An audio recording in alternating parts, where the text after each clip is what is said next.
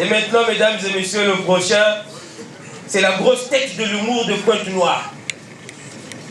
Vous allez le voir, il est entre mi-rappeur américain qui a raté sa carrière et un joueur de basketball qui malheureusement n'a pas pu évoluer dans la NBA parce qu'il n'avait pas de talent. Il s'est concentré dans l'humour. Il vient de très très loin. De Pointe-Noire quand même, on l'a déplacé pour autour de Serge. S'il vous plaît, montrez-le que le public de Brazzaville est très accueillant, très chaleureux, avec les autres compatriotes qui viennent un peu de loin pour vous égayer. S'il vous plaît, faites un maximum de bruit pour mon frérot Ray Witty. Maximum d'applaudissements pour Ray Witty, s'il vous plaît. Voilà. Faites ça bien, mon frérot. Bonsoir, Brazza. Bonsoir. Vous allez bien? Trop content d'être à Brazza, les gars, trop content d'être ici. Je m'appelle Ray Witty, je viens de Pointe-Noire et je suis comédien. Je le précise parce que à cause de mon style, les gens me prennent souvent pour un rappeur. Hier, j'étais au marché Total, j'ai croisé un vendeur ambulant. Le gars, quand il me voit, il voit mon style, il a compris que je suis artiste. Mais pour me flatter, il me dit leader, là c'est pas l'album là, hein.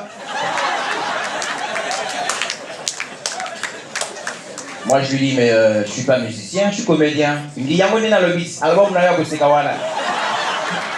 Les gens sont pas sérieux ici, je vous jure.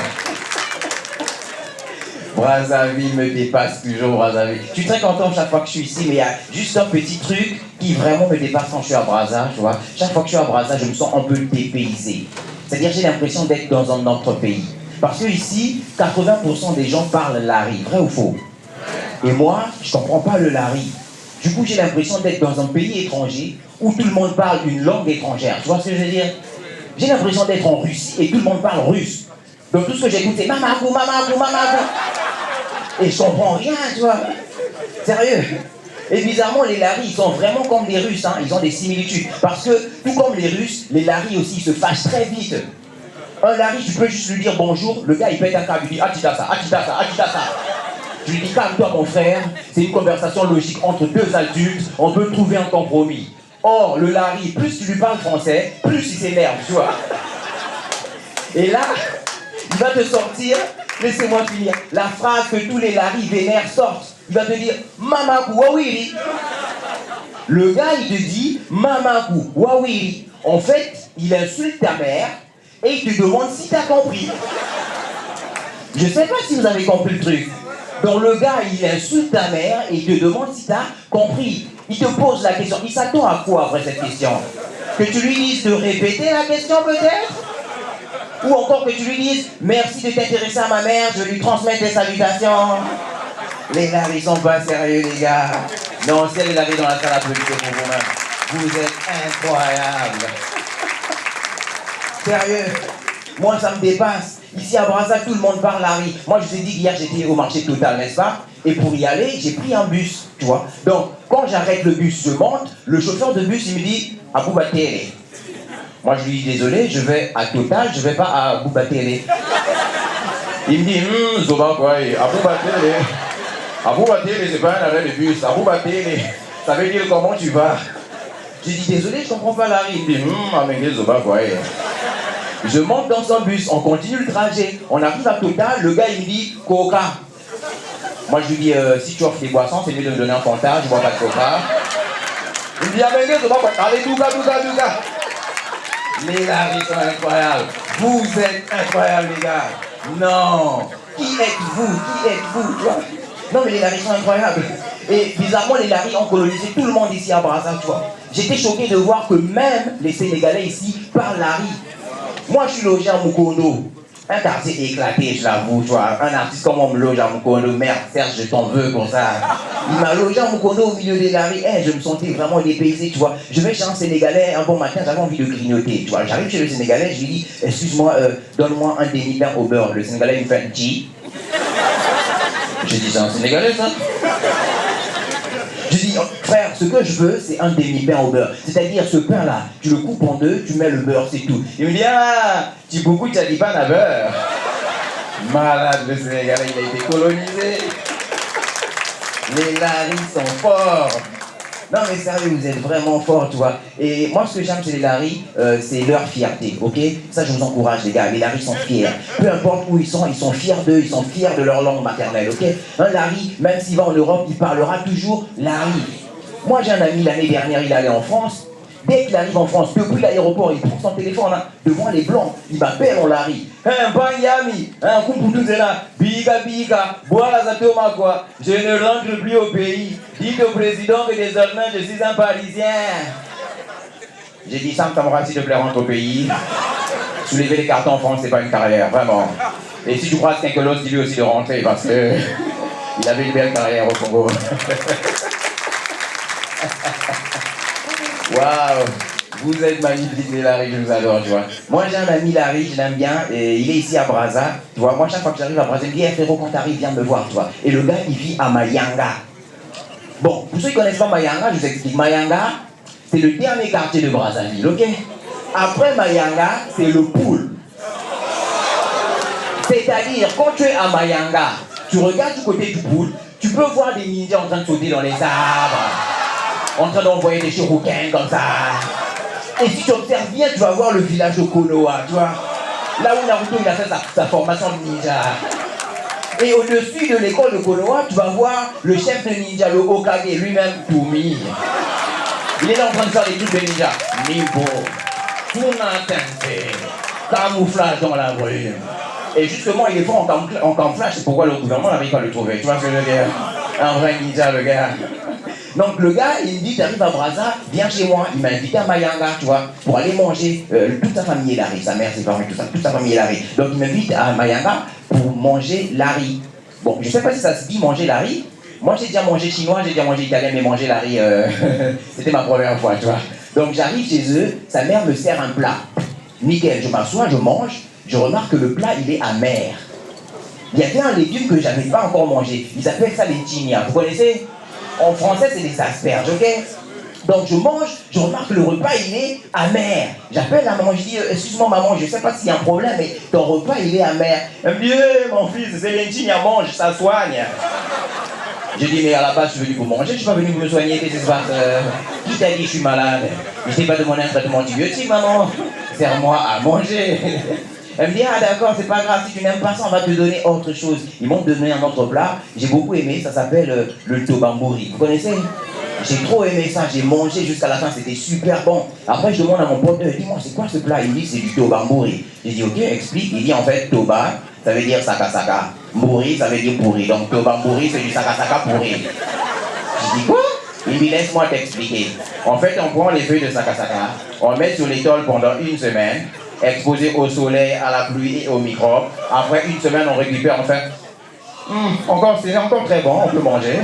Et on prépare ça. J'ai dit, mais frérot, il doit avoir beaucoup de microbes, c'est pas bien. Il me dit, t'inquiète, mon homme, qu'il faut avoir un microbe. Mais là, ça m'a choqué.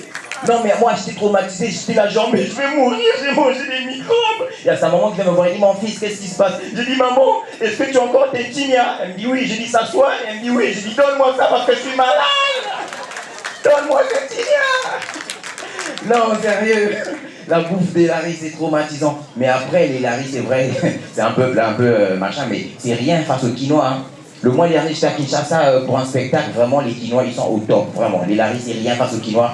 Déjà, moi, j'arrive à Kinshasa au beach. Vous connaissez le beach? C'est l'entrée de Kinshasa. Bon, je sais pas pourquoi ils appellent ça beach. Moi, j'ai vérifié en anglais, beach, ça veut dire pute, prostituée. Bon, ça veut dire quoi? Ah ouais, je suis nul en anglais. Il a dit ça veut dire plage. Donc, pour les Quinois, le fleuve, c'est leur plage, quoi. Mais dans tous les cas, c'est pas intéressant, c'est nul, quoi. Donc, moi, j'arrive au beach, je suis au beach comme ça, je vois deux gars venir vers moi. Les gars, ils devaient avoir entre 40 et 50 ans, tu vois, je les connais même pas. Ils arrivent vers moi, ils font, ah, père, banana yo bazan nzala. Moi, je me souviens pas avoir des enfants de plus de 40 ans, qu'est-ce qui se passe Moi, je dis, mais je suis pas votre père. Je sors ma pièce d'identité, je leur montre, regardez, je suis en 94, ça veut dire que j'ai 30 ans, je peux pas être votre père. Vous connaissez les Quinois, courageux qu'ils sont. Il y a un qui me dit, oh, Tolobi, t'es père biologique qui? Père biologique qui t'es, mais papa, y a les qui? Qui a banana yo petit déjeuner? J'ai dit, quoi? Mais des ouf, les Quinois. Et puis ils disent père biologique qui? Pourquoi ils ajoutent les qui à la fin de chaque mot, les Quinois? J'ai pas compris, toi. J'ai remarqué ça à Kinshasa. C'est-à-dire que même l'hôtel où j'étais logé, ok, le gardien d'hôtel, je lui avais dit mon prénom, mon nom et mon prénom. Donc il me connaissait, il sait que je m'appelle Rebouiti, ok. Donc le jour du spectacle, je sors comme ça, j'étais en veste, j'étais en costume. Et lui, il me voit, il me dit, Rebouiti, au roi tu vesti, le colosso qui est la fête, Kaïti. J'ai dit, frère, pour un gardien d'hôtel, t'as fait trop de rimes, tu dois te lancer dans une carrière de slammer, frère. Il me dit, il y a solo, je valide. Quoi?